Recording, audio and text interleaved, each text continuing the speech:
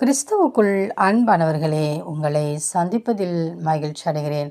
2 கொரிந்தியர் 4:8. நாங்கள் எப்பக்கத்திலும் நெருக்கப்பட்டும் ஒடுங்கி போகிறதில்லை, கலக்கமடைந்தும் மனமுடிவடைகிறதில்லை.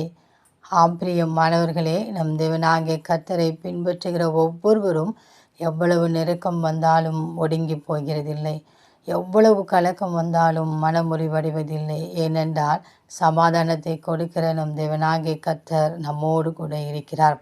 ஒருவேளை தேவனை விட்டு பின்வாங்கியிருக்கின்ற பிள்ளைகள் உலகத்தின் பிரச்சனைகளையும் போராட்டங்களையும் கண்டு அவர்கள் தற்கொலைக்கு நேராக ஓடுகிறார்கள். ஆனால் தேவனை அறிந்தவர்களோ, நம் தேவனாகிய கர்த்தரும் அதே பாதையை கடந்து சென்று நமக்கு முன்பாக அடிச்சுவடுகளை வைத்திருப்பதினால் நாமும் கலக்கம் அடையாமல் சோர்ந்து போகாமல் அவர் பின்பாக நாம் செல்கிறோம். எத்தனை நெருக்கம் வந்தாலும் அவர் எல்லா நெருக்கத்தினின்றும் நமக்காக நெருக்கப்பட்டார் என்ற வார்த்தை நம்மை தேற்றுகிறது. அவர் நானும் அந்த பாதையில் கடந்து சென்றேன் என்று சொல்லி நம்மை ஆற்றி தேற்றுகிறார்.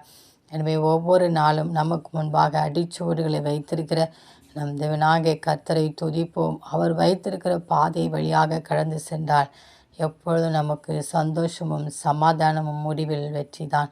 எனவே ஒவ்வொரு நாளும் தேவனாகிய கர்த்தரையே நாம் நோக்கி பார்த்து பிரகாசம் அடைவோம். அப்பொழுது தேவனாகிய கர்த்தருடைய நாமம் மகிமைப்படும்.